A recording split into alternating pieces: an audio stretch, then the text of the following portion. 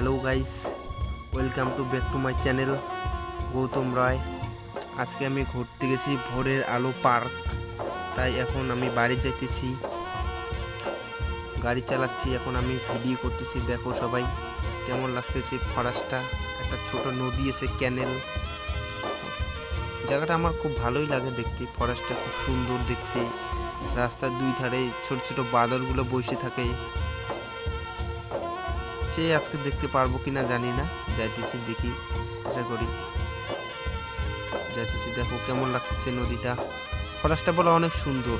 এখানে মাঝে মাঝে হাতিও দেখা যায়। আজকে দেখতে পারবো কিনা, ভাগ্য আছে কিনা এই দেখার মতো। দেখি ভিডিও করতেছি, ব্লগ যদি দেখতে পাই কি তাহলে সবারই দেখা হবে। দেখি যাইতে থাকি, যদি দেখা হয় আজকে